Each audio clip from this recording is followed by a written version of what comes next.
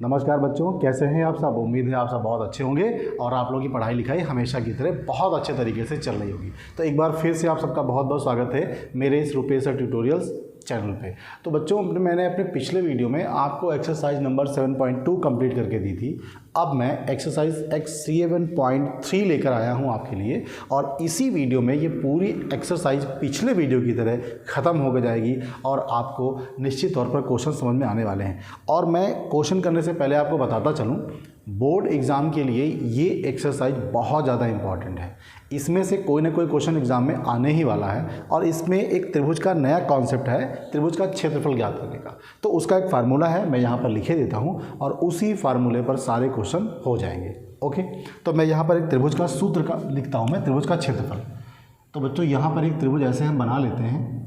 वैसे त्रिभुज बनाने की कोई अत्यंत आवश्यकता नहीं है, उससे भी काम चल जाएगा अगर हम त्रिभुज ना बनाएं। तो बच्चों, एक त्रिभुज हमने बनाया यहाँ पर ABC, तो ऐसा भी त्रिभुज हो सकता है अगर इसके निर्देशांक है x1, y1 और बच्चों इसके निर्देशांक हैं x2, y2 और इसके निर्देशांक हैं x3, y3। तो इस त्रिभुज का जो क्षेत्रफल होगा, त्रिभुज ABC का क्षेत्रफल, इसका जो क्षेत्रफल होगा बच्चों वो होगा 1/2 x1 y2 minus y3 plus यहाँ हो जाएगा x2 y3 minus y1 plus x3 y1 minus y2। Okay, ये रहा सूत्र आपके लिए। देखिए, आपको सूत्र याद कैसे करना है, आपको केवल इतना याद करना है x1 y2 माइनस y3। उसके बाद बच्चों क्या होगा, x1 की जगह पे आपको x2 कर देना है, x2 के बाद x3 कर देना है, ठीक है। और y2 की जगह बच्चों y3 कर देना है, y3 से फिर आपको y1 में चले आना है और इसी तरह से आप y3 के बाद y1 आ जाएंगे, y1 के बाद y2 आ जाएंगे। ओके, आपको सिर्फ इतना याद करना है। ऐसा है क्यों? क्योंकि बच्चों मैंने आपको बताया था त्रिभुज में भी या चतुर्भुज में भी कोई भी आकृति आप लीजिए तो हमेशा हम क्लॉकवाइज या एंटी क्लॉकवाइज चलते हैं। तो जैसे हमने यहाँ पे लिया x1 और फिर x2 और फिर x3, तो एक बार x1 से x2 जाएंगे, x2 से x3 जाएंगे, उसके बाद बच्चों फिर यहाँ चले आएंगे। ये कॉन्सेप्ट इसका रहता है। तो आपको केवल इतना याद करना है और उसके बाद ये सूत्र अपने आप आसानी से बन जाएगा। एक बात और बताता चलूँ मैं, अगर आपसे कहेगा कि कोई 3 पॉइंट हों, जैसे वो बोले संरेखी हैं, संरेखी आप जानते हैं पिछले एक्सरसाइज में आप कर चुके हैं। अगर कहें कि सिद्ध कीजिए ये बिंदु संरेखी है, तो उसके दो तरीके थे, हमने आपको बताए थे कि जैसे आपको ये प्रूव करना होता था AC equals to AB plus BC, ये आप पीछे कर चुके हैं। जो लोग नए हैं वो अपने पिछले वीडियो में हमारे जो है उसको आप देख सकते हैं, तो वहाँ से आपको चीज़ अच्छी तरह समझ में आ जाएगी। एक और चीज़ है, अगर संरेखी है बच्चों तो जो ये शीर्ष त्रिभुज का निर्माण करेंगे तो उस त्रिभुज का क्षेत्रफल क्या हो जाएगा, 0 हो जाएगा। बहुत बेहतर कॉन्सेप्ट है, इस पर भी क्वेश्चन आपके बोर्ड एग्जाम में आते हैं। तो ये चीज़ें आपको समझ में आई होंगी। यही सूत्र का प्रयोग करके हम इन क्वेश्चंस को करने वाले हैं। तो आइए देखते हैं, देर किस बात की है। तो बच्चों, यहाँ पर क्या है, ये 3 बिंदु आपके दिए हैं x1 y1 x2 y2 x3 y3। सुविधा के लिए आप यहाँ पर लिख सकते हैं x1 y1 x2 y2, ये सब लिख सकते हैं। तो मैं यहाँ पर लिखे देता हूँ तो आपको बहुत ही आसानी होगी। तो बच्चों, x1 क्या हो जाएगा, मैं यहाँ लिखे देता हूँ 2 और x2 हो जाएगा -1 और x3 हो जाएगा 2 और इसी तरह से y1 हो जाएगा 3 और y2 हो जाएगा 0 और y3 हो जाएगा -4। आपको त्रिभुज बनाने की कोई ज़रूरत नहीं है। आप चुपचाप क्या करिए, यहाँ से आप आइडेंटिफाई कर लीजिए, पहचान लीजिए और यहाँ पर आप सुविधा के लिए लिख सकते हैं ताकि आपका क्वेश्चन गलत ना हो। ओके, अब हम लोग क्या करने वाले हैं, यहाँ पर लिखेंगे त्रिभुज का क्षेत्रफल, त्रिभुज का क्षेत्रफल। तो बच्चों, एक बार फिर से हम सूत्र यहाँ पर लिखे देते हैं, x1 ब्रैकेट का y2 माइनस y3 थोड़ा सा गला खराब है भाई। उसके बाद x2 हो जाएगा और y3 माइनस का y1 और उसके बाद x3 और बच्चों y1 माइनस y2। आप देख रहे हैं ये रोटेट कर रहे हैं आपस में, तो हमने यहाँ पर एक सूत्र लिख दिया है। अब यहाँ पर क्या करेंगे, बिल्कुल आँख बंद करके ये वाली सारी वैल्यूज़ यहाँ पर रख देंगे और हमारा आंसर आसानी से आ जाएगा। आते हैं, ये 1/2 रहेगा, कुछ ज़्यादा ही ख़राब हो गया भाई। x1 का वैल्यू बच्चों कितना है, 2, y2 का वैल्यू कितना है 0 और y3 का वैल्यू देखिए बच्चों यहाँ माइनस का है, यहाँ भी माइनस है, तो ये बच्चों 4 हो जाएगा। चिन्ह का विशेष ख्याल रखिए क्योंकि सावधानी हटी दुर्घटना घटी। अब बच्चों देखिए x2 का वैल्यू माइनस में है और यहाँ प्लस में है, तो आप यहाँ पर बेफिक्र होकर 1 माइनस का लिखिए। अब बच्चों यहाँ पर हो जाएगा y3 मतलब माइनस का 4 और y1 का मतलब माइनस का 3, x3 का मतलब 2। अब ये y1 हो गया मतलब 3 और y2 हो गया 0। हम लोगों ने यहाँ पर ये वाली वैल्यूज़ रख दी हैं आसानी से। अब क्या करेंगे, इसको थोड़ा हल कर लेंगे। देखिए कैलकुलेशन मिस्टेक को बिल्कुल भी आने नहीं देना यहाँ पे। अब बच्चों ये 4 हो जाएगा, देखिए ध्यान से 4 हो जाएगा, ऐसे लिख लीजिए -1। दोनों के चिन्ह एक जैसे हैं, दोनों आपस में ऐड हो जाएंगे, जुड़ जाएंगे। अब ये 2 हो जाएगा और यहाँ पर आपका हो जाएगा 3। इतना आपकी समझ में आया? ओके 1/2। अब देखिए 4 दूनी 8 हो गया बच्चों, 7 एकम 7 हो गया, वो भी प्लस का हो गया, और ये 2 तियाँ 6 हो गया। ओके तो ये 1/2 रहा। 8 7 15 15 6 21। ओके तो बच्चों यहाँ से क्या लिखेंगे 21/2। अब ध्यान रखिएगा क्षेत्रफल हमेशा क्या लिखा जाता है, वर्ग में लिखा जाता है, वर्ग मात्रक। ये लिखना आपके लिए बहुत ज़रूरी है। तो मुझे उम्मीद है ये क्वेश्चन आपको समझ में आया होगा। ध्यान रहे पहले वाले ब्रैकेट में आपको x1 y1 मिलने वाले हैं, दूसरे वाले में x2 y2 मिलने वाले हैं, तीसरे में x3 y3 मिलने वाले हैं। आपसे क्वेश्चन गलत ना हो इसलिए आप यहाँ पर इन तीनों की वैल्यूज़ यहाँ पर लिख सकते हैं और दूरी का सूत्र का प्रयोग करिए, सीधे सीधे आप यहाँ पर रखिए, आपका आंसर आपके सामने आ जाएगा। ओके अब आप इसको करिएगा और हमें ये हटाना पड़ेगा यहाँ से, इसको हम हटा देंगे तभी हम अगला क्वेश्चन यहाँ पे कर पाएंगे, हमारे पास जगह की थोड़ी सी शॉर्ट होगी। ओके करिए इसको, अब तक पढ़ते हैं।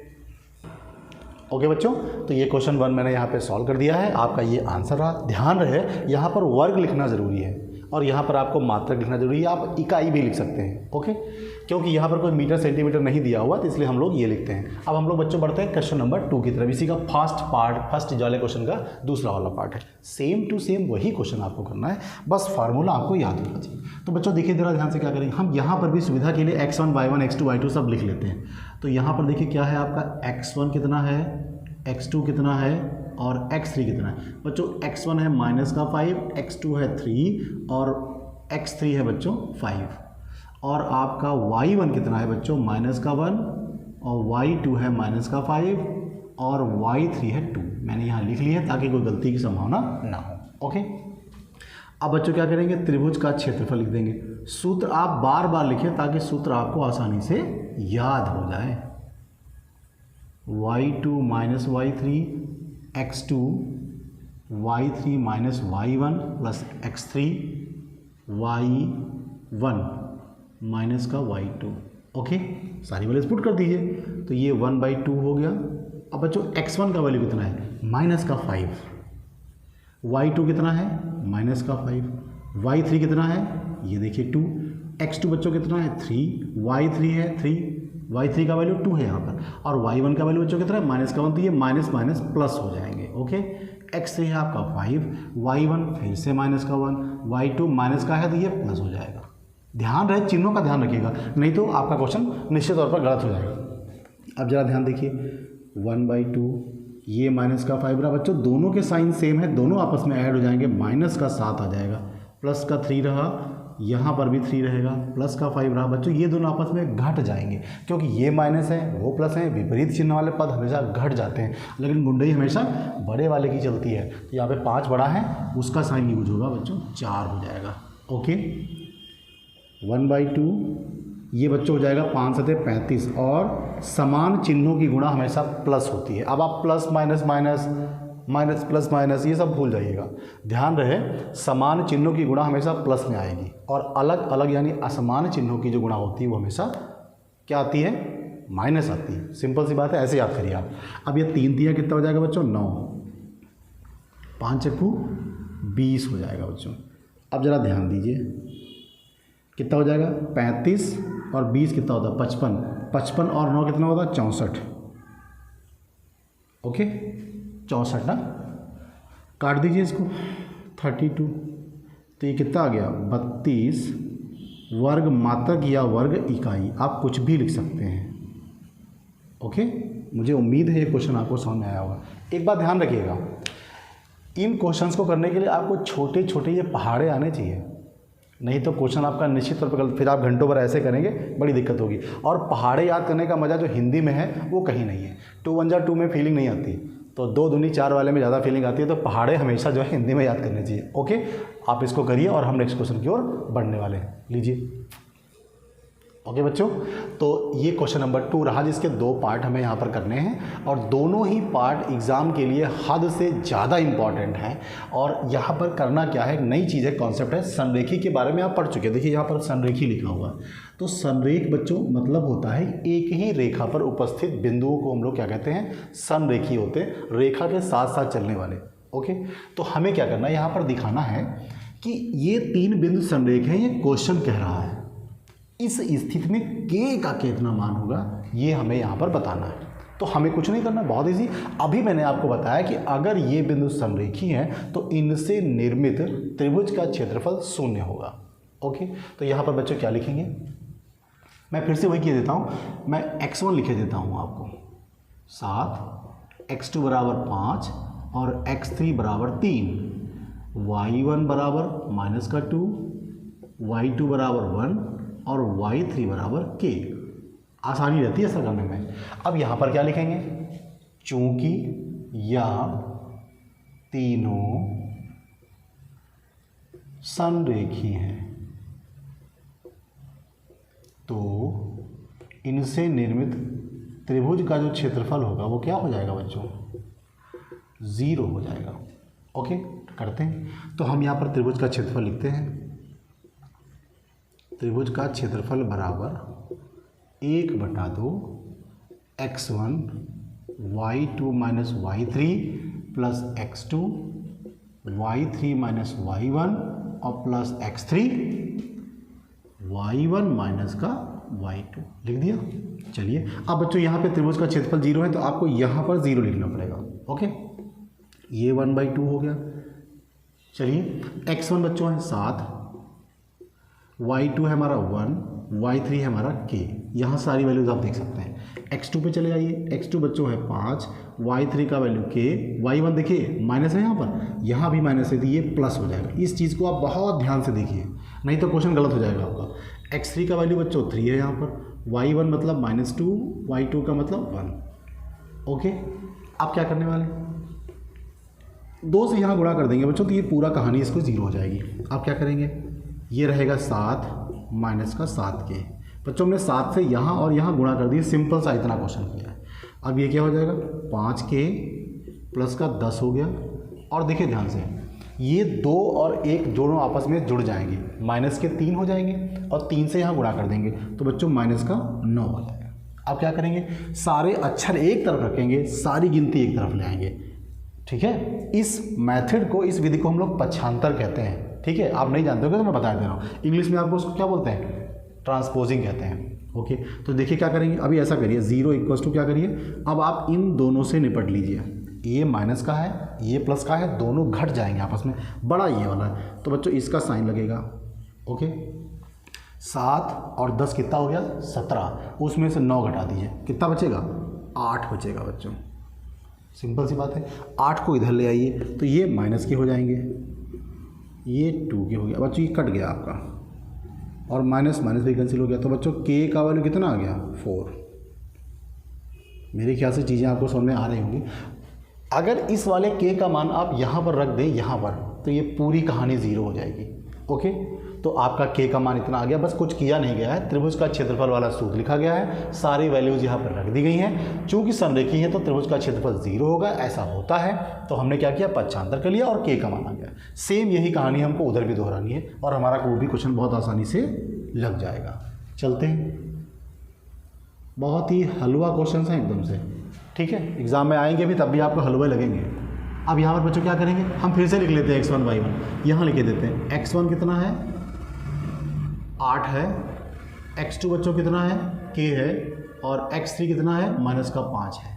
बच्चों y1 कितना है, 1 है, y2 कितना है, माइनस का 4 है, और y3 कितना है, माइनस का 5 है। हमने ओके बच्चों, तो मैंने यहाँ पर सारी वैल्यूज रख दी। x1 का वैल्यू 8 है, x2 का वैल्यू k है, x3 का वैल्यू 2 है। देखिए मैंने यहाँ पे 5 लिख दिया है, अभी गलती हो जाती तो ये यहाँ पर आपका हो जाएगा 2 और y1 आपका 1 है, y2 आपका -4 है, y3 आपका 5 है। ओके, लिख दिया हमने। फिर से वही कहानी। तो बच्चों त्रिभुज का क्षेत्रफल कितना होता है 1/2 x1 y2 - y3। हर बार आपको फार्मूला लिखना पड़ेगा, इससे बेहतर तरीका नहीं मिलेगा, आपको याद भी हो जाएगा। x2 y3 - y1 plus x3 y1 - y2। Simple. एक तरीका और भी है आपका। हम जानते हैं कि जब संरेखीय होता है त्रिभुज का क्षेत्रफल 0 होता है, तो यहाँ पर अगर 0 रखेंगे तो ये ऑलरेडी 0 हो जाएगा। तो आप सिर्फ इतना लिख दीजिए और बराबर में 0 कर दीजिए, वो भी आपका कॉन्सेप्ट एकदम सही है। ओके, तो अब यहाँ पर क्या करने वाले, हम यहाँ पर लिख देंगे 0, क्योंकि हमको ऐसा क्वेश्चन में बोला है। सारी वैल्यूज़ पुट करते हैं। x1 कितना है बच्चों 8, y2 बच्चों कितना है हमारे पास -4, y3 कितना है -5 बच्चों, ये प्लस हो जाएगा, ध्यान रखिएगा इस चीज़ का। अब x2 बच्चों कितना हमारे पास है k, ये देखिएगा, और y3 -5, y1 -1 प्लस x3 है 2 और y1 बच्चों है 1 और y2 है आपका -4, तो ये प्लस का 4 हो जाएगा। ये कहानी पूरी 0 हो जाएगी। 0 इक्वल्स, देखिए ज़रा ध्यान से, 8, ये दोनों आपस में घट जाएंगे, एक बचेगा, और ये k रहेगा बच्चों, ये दोनों आपस में ऐड हो जाएंगे, -6 हो जाएंगे, प्लस का 2 रहेगा और यहाँ पर हो जाएगा 5। चलते हैं, ये हो गया 8, ये हो गया -6k और ये हो गया आपका 10। अब ये दोनों आपस में ऐड हो जाएंगे, तो 0 = -6k प्लस का 18, इसको इधर ले आइए या इसको इधर ले आइए, तो बच्चों ये 6k हो जाएगा, प्लस का ये हो जाएगा 18, कट गया, k का वैल्यू कितना आ गया 3। ओके, तो उम्मीद है ये क्वेश्चंस आपको समझ में आ रहे होंगे। बस त्रिभुज का सूत्र आपको क्षेत्रफल का पता होना चाहिए, सारी वैल्यूज वहाँ पर रखिए। संरेखीय है तो त्रिभुज का क्षेत्रफल 0 हो जाएगा, सारी वैल्यूज रखिए, पक्षांतर करिए, k हो चाहे p हो, कुछ भी हो, उसका मान आप आसानी से निकाल सकते हैं। आप इसको करिए और हम लोग नेक्स्ट क्वेश्चन की ओर बढ़ने वाले हैं। ओके बच्चों, तो ये रहा क्वेश्चन नंबर 3। क्वेश्चन थोड़ा सा बड़ा है लेकिन बहुत ज़्यादा इंपॉर्टेंट है, और इस तरह के क्वेश्चन बोर्ड एग्जाम में लॉन्ग क्वेश्चन में आते हैं, मतलब वही 6 से 8 नंबर के जो क्वेश्चन आते हैं वो आपके बोर्ड एग्जाम में आने वाले हैं। तो ये क्वेश्चन बहुत इंपॉर्टेंट है, बहुत ही आसान क्वेश्चन है और थोड़ा सा बड़ा है, बिल्कुल घबराने की ज़रूरत नहीं है। चलते हैं, क्या क्वेश्चन कहता है। शीर्ष इतने इतने और इतने, 3 शीर्ष आपको दिए हैं, 0, -1, 2, 1 और 0, 3 से बनने वाले। मैंने यहाँ पे थोड़ा सा क्वेश्चन वो कर दिया है, शीर्ष वाले त्रिभुज की भुजाओं के मध्य बिंदु से बनने वाले त्रिभुज का क्षेत्रफल ज्ञात कीजिए। तो बिल्कुल परेशान नहीं होना है, क्या करना है हमें, एक बच्चों त्रिभुज बनाना है ऐसे, ये देखिए बनाया हमने, बना लिया। Okay, A B C। Okay, इसके शीर्ष यहाँ पे लिख लीजिएगा 0, -1, 2, 1 और ये रहा 0, 3। अब बच्चों इसकी भुजाओं के मध्य बिंदु से बनने वाले त्रिभुज का क्षेत्रफल, तो इनकी ये वाली भुजा का मध्य बिंदु यहाँ ले लिया, इस वाली का मध्य बिंदु ये ले लिया, इस वाली का मध्य बिंदु ये ले लिया, तो बच्चों इनको मिला दीजिए ऐसे, तो एक त्रिभुज ये भी बन गया हमारा। इसका नाम क्या होगा बच्चों, DEF। ओके, अब हमें इस DEF त्रिभुज का क्षेत्रफल यहाँ पर ज्ञात करना है। तो त्रिभुज का क्षेत्रफल ज्ञात करने के लिए हमारे पास शीर्ष होने चाहिए। तो शीर्ष कैसे ज्ञात करेंगे, हमको पता है कि AB का मध्य बिंदु D है, BC का मध्य बिंदु E है और CA का मध्य बिंदु F है। तो हम इनके मध्य बिंदु के निर्देशांक निकाल लेंगे और यहाँ पर रख देंगे, तो आसानी से त्रिभुज का क्षेत्रफल हमारे लिए आ जाएगा। ओके, चलते हैं। तो यहाँ पर क्या करेंगे, AB के मध्य बिंदु D के निर्देशांक, AB के मध्य बिंदु, थोड़ा क्वेश्चन बड़ा है, बिल्कुल परेशान होने की ज़रूरत नहीं है। D के निर्देशांक कैसे निकालेंगे, देखिए मध्य बिंदु का सूत्र बच्चों क्या होता है, x1 + x2 बटा 2, y1 + y2 बटे 2। ओके, तो D का निशान क्या निकलेगा, AB है ना, तो बच्चों 0 + 2 /2, y1 + y2 मतलब -1 + 1/2। तो बच्चों ये हो जाएगा, यहाँ पे 2/2 रहेगा तो 1 हो जाएगा और ये 0 हो जाएगा आपका। ओके, अब यहाँ पर हम लिखे देते हैं, इसके निर्देशांक आएंगे 1, 0। ऐसे आप E के निर्देशांक निकालिएगा, तो बच्चों यहाँ पर लिखते हैं ई बराबर, अब हम सीधे सीधे लिखने वाले हैं x1 प्लस x2 मतलब 2 प्लस 0। ओके बच्चों, तो हमने क्या किया, ई के निर्देशांक हमको निकालने हैं। तो बच्चों x1 प्लस x2 बटा 2 और y1 का मतलब 1 हो गया और y2 का मतलब बच्चों हो गया 3, ये बाई 2 हो जाएगा। अब देखिए ज़रा, यहाँ पर 2 बटा 2 कितना हो जाएगा, 1 हो जाएगा और यहाँ 3 1 4 बच्चों हो जाएगा, 3 बटे 4 बटे 2 का मतलब 2 हो जाएगा। ओके, तो यहाँ पर हम क्या लिखने वाले हैं 1, 2। ओके, इसी तरह से f के कोऑर्डिनेट हम निकालने वाले हैं। तो f बराबर बच्चों क्या हो जाएगा, देखिए एक ये आया, एक ये आया। अब हम बार बार सूत्र नहीं लिख रहे क्योंकि हमने पहले वहाँ पर लिख दिया हुआ है। तो बच्चों हम क्या करेंगे, AC के मध्यबिंदु f के निर्देशांक यहाँ पर निकालेंगे। तो 0 प्लस 0 बाई 2 हो जाएगा, x1 प्लस x2 बटा 2 हो जाएगा, कॉमा -1 प्लस 3, -1 प्लस 3 बटा 2, ये ऐसे हो गया।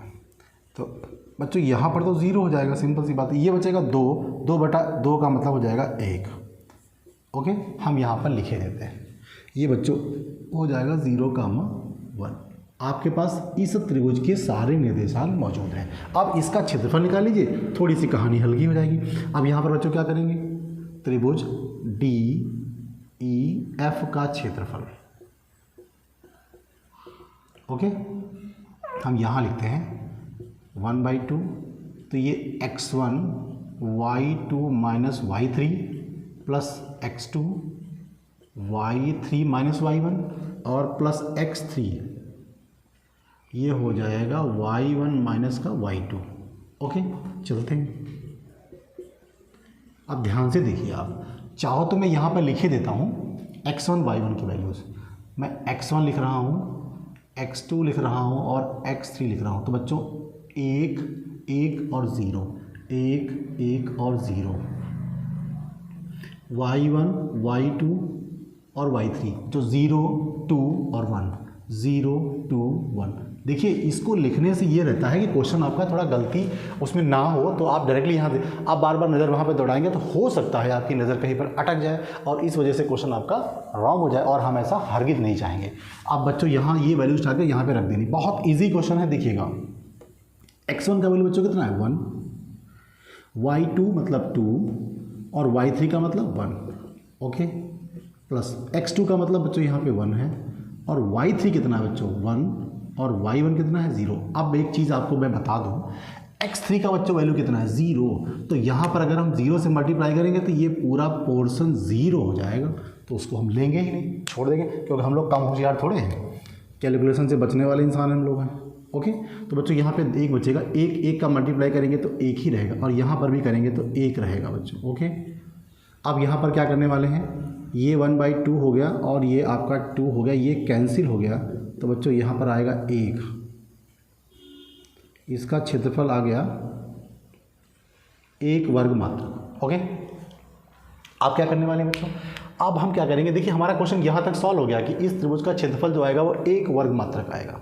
अब यहाँ पर क्या करेंगे, इन्होंने बोला है कि इस त्रिभुज का इस क्षेत्रफल का दिए त्रिभुज के क्षेत्रफल के साथ अनुपात भी ज्ञात करिए। मतलब ये जो बड़का वाला त्रिभुज बनाए हो उसका भी क्षेत्रफल आपको निकालना है, फिर दोनों को भाग करना है, उसका रेशियो यानी अनुपात यहाँ पर देना है आपको। ओके, तो हम बड़े त्रिभुज का क्षेत्रफल भी यहाँ पर निकालेंगे। ओके, मैंने पहले बोला था क्वेश्चन थोड़ा सा बड़ा होगा आपके लिए। तो यहाँ पर बच्चों क्या करने वाले हैं, यहाँ लिखेंगे त्रिभुज ABC का क्षेत्रफल। ओके, फिर से बच्चों सूत्र लिखते हैं, क्या बुरा ये लिखे देते हैं x1 y2 minus y3, x2 का मतलब y3 माइनस का y1, फिर बच्चों हो जाएगा x3 और ये हो जाएगा y1 माइनस का y2। ओके, चलते हैं। ठीक है, आपको सुविधा के लिए यहाँ पर मैं फिर से लिख देता हूँ। x1 का वैल्यू बच्चों यहाँ से कितना हो जाएगा, देखिए 0 2 0 0 2 0, ये आपका x2 हुआ, ये आपका x3 हुआ। अब ऐसे ही हम y1 y2 y3 भी लिखे देते हैं, y1 y2 और y3। बच्चों y1 -1 1 3 -1 1 3। ओके, चलते हैं। ये लिखना बहुत ज़रूरी हो जाता है क्योंकि हमारा क्वेश्चन गलती बिल्कुल हो ना उसमें। x1 का वैल्यू मतलब 0 है। देखिए बच्चों, अगर यहाँ 0 से मल्टीप्लाई करेंगे तो ये पूरा पोर्शन 0 हो जाएगा, तो हम इसको पहले से ही 0 बना देते हैं। और ख़ास बात आपका x3 भी 0 हो गया ना, आई मुस्कुराहट ना, ओके। 0 करने में बड़ी मजा आती है। अब बच्चों x2 कितना है, x2 यहाँ पर 2 है आपका, y3 बच्चों कितना देखिए 3, y3 का वैल्यू 3 है और y1 का वैल्यू माइनस का 1 है और वो प्लस हो जाएगा यहाँ पर, ओके। और बच्चों x3 हमारा फिर 0 मुस्कुरा रहा है, तो हम कहाँ चूकने वाले हैं, हम फिर 0 कर देंगे उसको। तो बच्चों ये 1/2 हो गया। अब ये 3 1 4 हो गया बच्चों इधर ऐसा, और ये कैंसिल कर दिया तो आपका कितना हो जाएगा, 4 हो जाएगा वर्ग मात्रक, ओके। यहाँ पर भी आप वर्ग मात्रक लिख देंगे, ये लिखना बहुत ज़रूरी होता है। अब हमको क्या चाहिए, अनुपात चाहिए बच्चों। तो त्रिभुज DEF बटे त्रिभुज ABC का क्षेत्रफल बराबर बच्चों 1/4, मतलब 1:4 आपका आंसर आ गया। अगर आप इसको ऊपर कर देंगे तो 4/1 आ जाएगा, ओके। तो मेरे ख्याल से क्वेश्चन थोड़ा सा बड़ा था बट बिल्कुल ही इजी क्वेश्चन था। कॉन्सेप्ट आप क्लियर रखिए, आपके क्वेश्चन बिल्कुल मक्खन की तरह सॉल्व हो जाएंगे। आप करिए इसको और हम बढ़ के चलते हैं नेक्स्ट क्वेश्चन की ओर। कहीं जाने की जरूरत नहीं, पूरी एक्सरसाइज अभी खत्म होने वाली है, ओके बच्चों। तो ये क्वेश्चन नंबर 4 रहा आपके लिए। इसके बाद सिर्फ एक क्वेश्चन बचा है, बिल्कुल घबराने की जरूरत नहीं है, थोड़ा सा बड़ा क्वेश्चन होगा, मैं आपको पहले बता देता हूँ। उस चतुर्भुज का क्षेत्रफल ज्ञात कीजिए जिसके शीर्ष इसी क्रम में -4, -2, -3, -5 और 3, -2 और 2, 3 है। मैं एक बार ये जो बिंदु हमारे हैं, मैं NCERT की बुक है हमारे पास ये, तो मैं इससे ज़रा एक बार मैच करना चाहूँगा। -4, -2, -3, -5, 3, -2 और 2, 3 है, ओके। चेक कर लेना बेहतर होता है क्योंकि क्वेश्चन बहुत बड़ा है, सारी मेहनत पे पानी नहीं फिरना चाहिए। तो उसका क्षेत्रफल आपको ज्ञात करना है चतुर्भुज का, ओके। बहुत आसान क्वेश्चन है, थोड़ा सा बड़ा है। एक चतुर्भुज यहाँ पर बनाते हैं बच्चों, ऐसा बनाया, ये देखिए ABC और D बना लिया।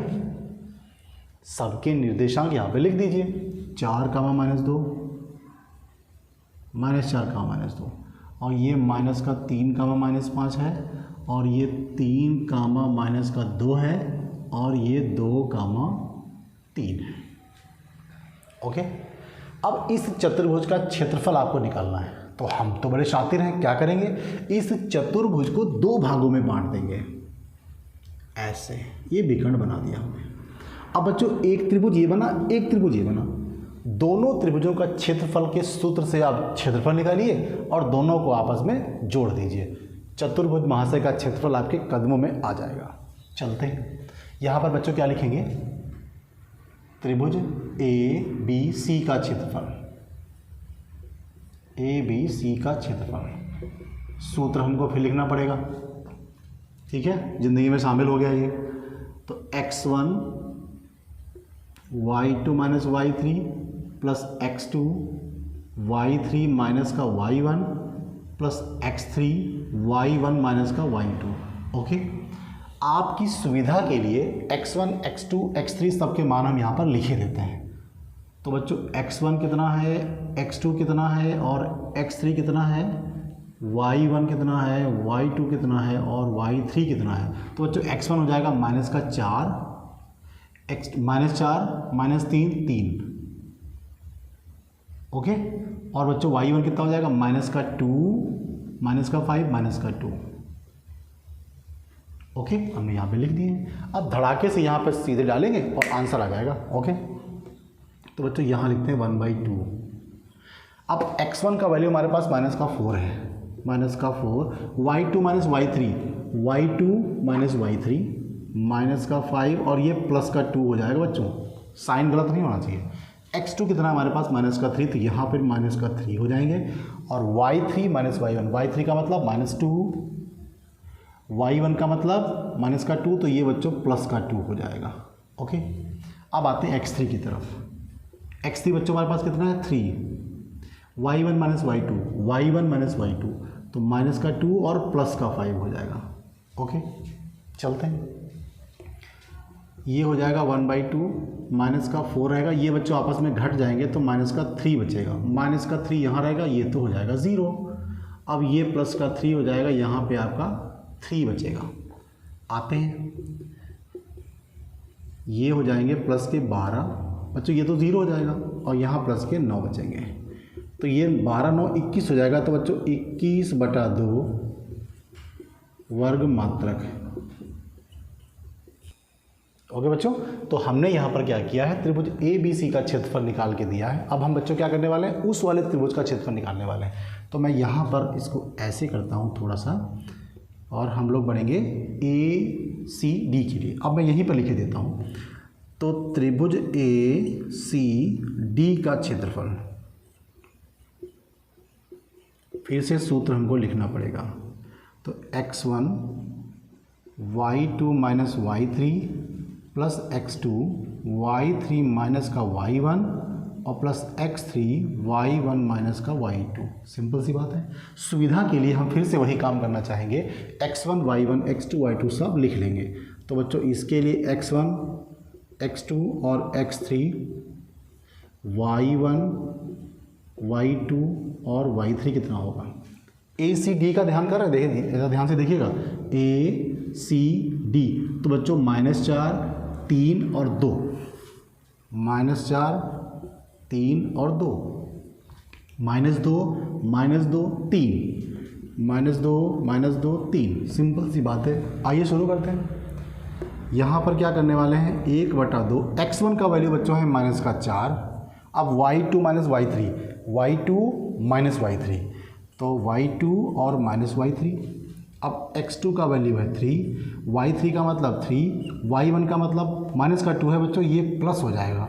x3 2 है, y1 का मतलब -2 और y2 का मतलब भी -2, तो बच्चों ये ऐसे हो जाएंगे। ये तो पोर्शन 0 हो गया। 1/2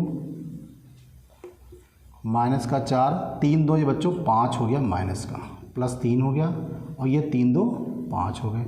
ये तो कहानी 0 हो गई इस तरह से। ओके, अब बच्चों ये 1/2 हो गया, ये हो जाएगा आपका 20, वो भी प्लस का, और ये कितना हो जाएगा 5 या 15। तो बच्चों ये क्या निकलेगा, 20 10 30 35/2। ओके, वर्ग मात्रक। ओके, अब हमें क्या चाहिए, त्रिभुज, दोनों त्रिभुजों का क्षेत्रफल हम आपस में जोड़ देंगे। हमें चाहिए चतुर्भुज ABCD का क्षेत्रफल। हमें क्या चाहिए,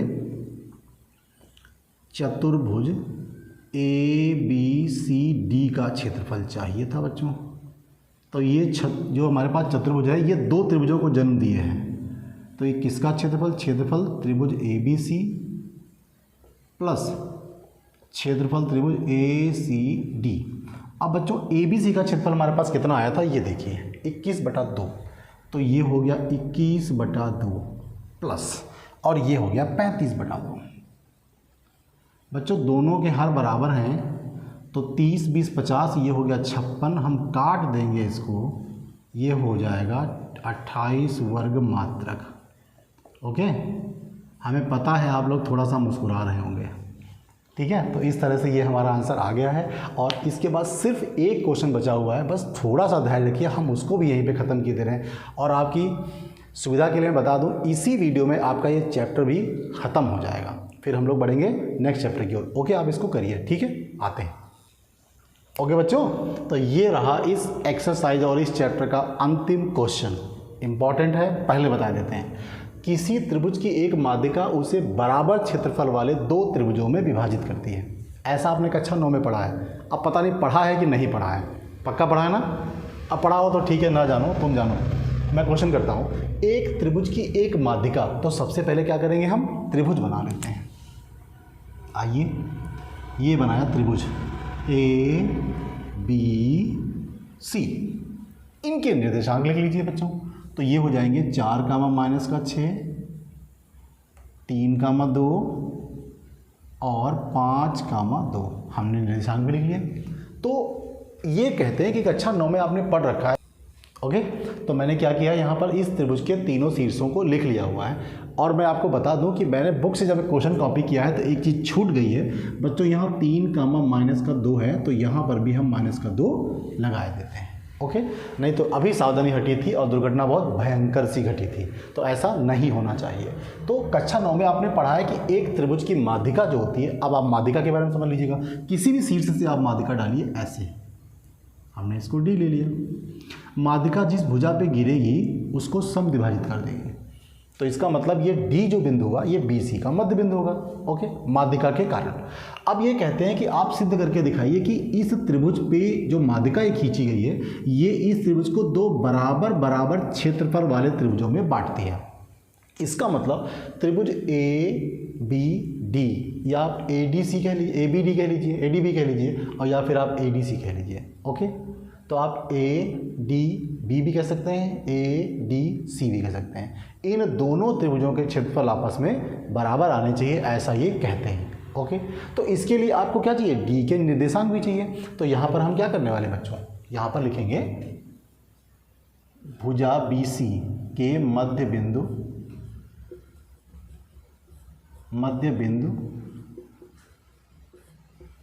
डी के निर्देशांक। ओके, तो बच्चों x1 प्लस x2 बटा 2 कमा y1 प्लस y2 बटा 2 आते हैं। डी के निशान कितने निकलेंगे बच्चों, तो 3 प्लस 5 बटे 2 कामा -2 प्लस 2 बटा 2। तो बच्चों ये तो 0 हो जाएगा आपका, यहाँ पर 8 बटे 2 हो जाएगा और ये हो जाएगा 0। ओके, तो डी के निर्देशांक आएंगे आपके 4, 0। तो ये कितना आ गया, 4, 0 इस तरह से। अब आप एक बार ए डी बी निकालिए और एक बार ए डी सी निकालिए। आप ए बी डी और ए सी डी भी लिख सकते हो, उससे कोई फ़र्क नहीं पड़ेगा। ओके, तो यहाँ पर क्या करने वाले बच्चों, सबसे पहले लिखेंगे त्रिभुज ए डी बी का क्षेत्रफल। फिर से क्षेत्रफल का सूत्र लिखेंगे 1/2 x1 y2 माइनस का y3 plus x2 y3 minus y1 और x3 y1 माइनस का y2। ओके, फिर से वही काम। सुविधा के लिए यहाँ पर हम x1 x2 सबके मान लिखे लेते हैं। तो x1 x2 और x3 बच्चों कितना है, 4, 4, 3, 4, 4, 3, और y1 y2 और y3 लिखे ले रहे हैं। तो आपका हो जाएगा -6, 0, -2, -6, 0 और -2। बस यहाँ से उठा के इसमें सीधे सीधे आप पुट कर दीजिए। 1/2 x1 का वैल्यू बच्चों कितना है, 4, y2 माइनस y3 0 प्लस का 2 हो जाएगा। ओके, x2 का वैल्यू 4 है, y3 माइनस का 2 है, y1 प्लस का 6 हो जाएगा, x3 बच्चों 3 है, और y1 माइनस y2 -6 और 0। ओके, ये 1/2 हो गया। ये बच्चों 4 रहा, यहाँ पे 2 हो जाएगा, यहाँ पे 4 रहेगा, यहाँ पर भी 4 हो जाएगा, और ये प्लस का 3 है, ये माइनस का 6 हो जाएगा। 1/2 ये बच्चों 8 हो जाएगा, ये 4 को 16 हो जाएगा, और ये 6 18 हो जाएगा। 1/2 अब देखिए 16, 8, 24 हो जाएंगे आपके। 24 में से 18 चले जाएंगे, कितना बचेगा, 6 बचेगा। ये कैंसिल हो गया, आपका आया 3 वर्ग मात्रक। ये रहा ए डी बी का क्षेत्रफल। अब इसी तरह से बच्चों हम ए डी सी का क्षेत्रफल भी निकालेंगे। त्रिभुज ए डी सी का क्षेत्रफल 1/2 x1 y2 minus y3 plus x2 y3 minus y1 plus x3 y1 minus y2 लिख दिया। ठीक है, आपकी सुविधा का ख्याल हम फिर से रखेंगे, घबराइए नहीं बिल्कुल भी। यहाँ पर तो बच्चों x1 x2 और x3 y1 y2 और y3 देखिए 4, 4, 5, 4, 4, 5, -6, 0, 2, -6, 0 और 2। ओके, यहाँ से उठा के चिपका दीजिए, बस आंसर आ जाएगा आपका। 1/2 x1 कितना है बच्चों, 4 है यहाँ पर, y2 माइनस y3 0 और माइनस का 2, x2 बच्चों कितना है, 4 है आपका, y3 माइनस y1 3 मतलब 0 सॉरी 2, ये 2 रहा, y1 आपका कितना हो जाएगा प्लस का 6 हो जाएगा। x3 बच्चों आपके पास है 5, y1 minus y2 y1 minus y2। बस थोड़ी सी कसर बाकी है, थोड़ा सा धैर्य है। माइनस का 2 प्लस 4 यहाँ हो जाएगा 8 और ये 5, ये हो जाएगा माइनस का 6। आते हैं 1/2, ये बच्चों हो जाएगा माइनस का 8 और ये हो जाएगा 32 और ये 5 का 30 माइनस का।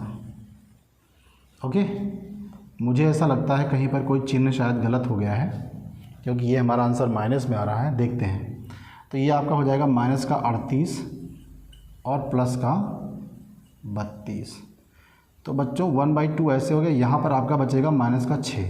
हम इसको काट लेंगे तो ये 3 आ जाएगा वर्ग मात्रक। ठीक है, एक्चुअली ये आंसर यहाँ पे माइनस में आ रहा है, तो एक्चुअली जो त्रिभुज का क्षेत्रफल होगा वो माइनस में कैसे हो सकता है। तो यहाँ पर माइनस को हम छोड़ने हैं, माइनस को नहीं लेने हैं, तो माइनस को छोड़ देंगे तो ये 3 वर्ग मात्रक आ गया बच्चों इस तरह से। अब ज़रा ध्यान से देखिए, यहाँ पर ये भी 3 वर्ग मात्रक है और ये भी 3 वर्ग मात्रक है, तो दोनों त्रिभुजों के क्षेत्रफल यहाँ पर बराबर हैं। तो हम यहाँ पर क्या लिख सकते हैं, अतः क्षेत्रफल त्रिभुज ADB बराबर है क्षेत्रफल त्रिभुज ADC के। यही कथन हमें यहाँ पर सिद्ध करके दिखाना था और हमने आपको करके दिखाया है। उम्मीद है आपको ये क्वेश्चन समझ में आए होंगे। बस त्रिभुज का क्षेत्रफल वाला सूत्र आपको याद होना चाहिए, सारे क्वेश्चंस आपके हो जाएंगे। तो इसी तरह से इस वीडियो में आपका ये चैप्टर 7 पूरी तरह से कंप्लीट करके दिया है मैंने, और आगे आने वाले वीडियो में एक शानदार सा चैप्टर आपके लिए लेकर आने वाले हैं, त्रिकोणमिति। आमतौर पर ये चैप्टर बच्चों को बहुत ही कठिन लगता है, लेकिन मुझे ऐसी उम्मीद है जब आपको मैं ये चैप्टर कराऊंगा तो इस चैप्टर का डर जो है वो आपके दिलो दिमाग से पूरी तरह से गायब हो जाएगा। बहुत ही ज़ीरो से लेकर आपको सिखाने वाले हैं, क्योंकि आप पहली बार इसको करने वाले हैं। और ध्यान रहे, जब भी आप मैथ को लेकर आगे बढ़ने वाले हैं तो त्रिकोणमिति जो चैप्टर है वो आपकी ज़िंदगी में बिल्कुल आपके साथ साथ चलेगा, तो उससे डरने की ज़रूरत नहीं है। और उम्मीद है जब मैं कराऊंगा आपको तो चीज़ें बिल्कुल अच्छी तरह समझ में आपकी आएंगी। और चलते चलते मैं आपसे कहना चाहूँगा कि अगर ये चीज़ें आपको पसंद आ रही, अच्छी लग रही हैं और फ़ायदा दे रही हैं, तो चैनल को सब्सक्राइब करिए और अपने दोस्तों के साथ, अपने बच्चों, अपने जो साथी लोग हैं उनके साथ आप उसको शेयर करिए, जिससे हमारा जो है थोड़ा परिवार बढ़ेगा और हम बहुत अच्छा कर पाएंगे आपके लिए। ओके, जय हिंद।